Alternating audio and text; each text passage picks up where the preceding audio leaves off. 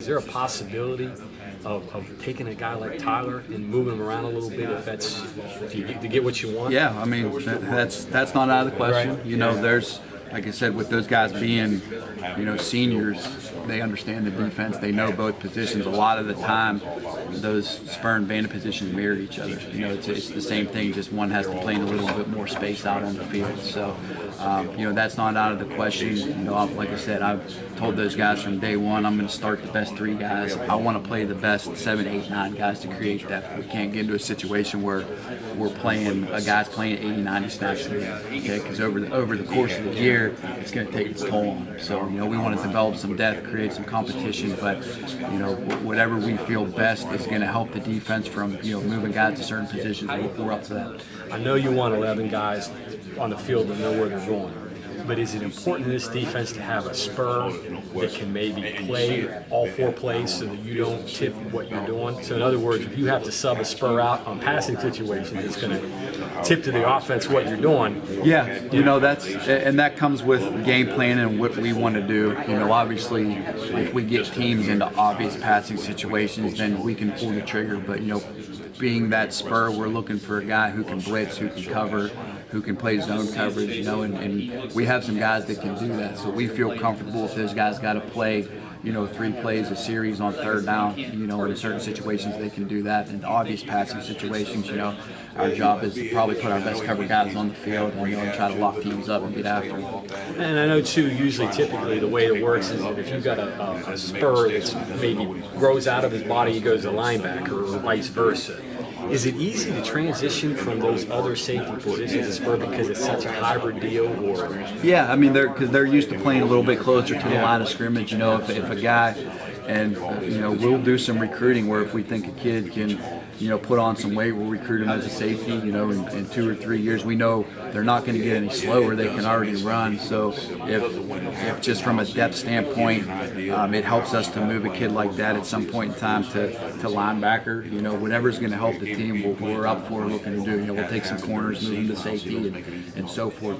Just trying to, if it fits, obviously we're not opposed to doing it. What is it about a guy like Kaiser that you feel like he just gets to the program, but he works if you plug him in there and can be part of that starting lineup? Yeah, it's just it's how fast he can pick things up. He's very dynamic on the field as far as coming in and understanding the techniques and learning the techniques. He picks them up very quickly.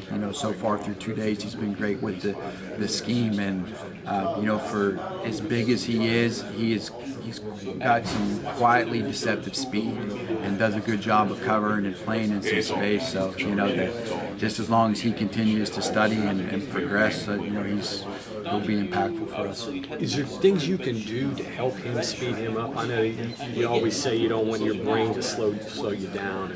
You know what? It's most of it's on him. It's putting the extra time in studying the playbook. And obviously watching film and correcting the things we need to correct on, and whether that's working on that in individual during practice or keeping those guys after practice for 5 and 10 minutes. It's make sure we don't want to let those little things build up into major things. So we try to get them corrected as soon as possible, and it's studying the film work and getting them to understand it.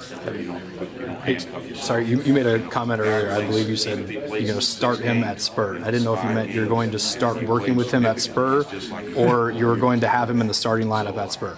The position he's going to learn initially is the spur position. So what is that competition then like with him and Marvin, if those are the 2 main options according to the depth chart at least so far? Through 2 days it's kind of unrealistic because we don't have pads on. It's more of, I'd say I could probably count on 2 hands the number of times the offense ran the ball in the first 2 practices. So we've done a great job defending the pass. The competition's there, like and we talked about before.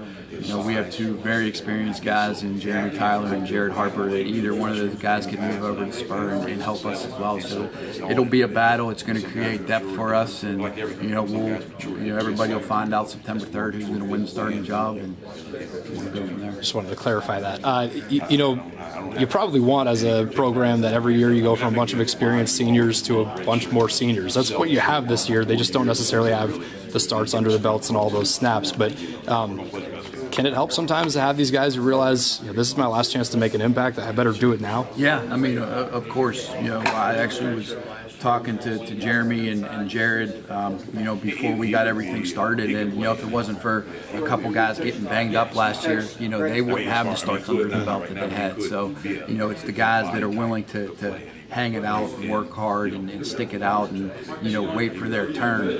Not, like you said, we don't have a ton of starts back, but we have a lot of guys that have a lot of game experience. So, that a lot of teams and media and everything, they look at how many starts you coming back, but, it's more of how many snaps did they see in the game experience. So we got a ton.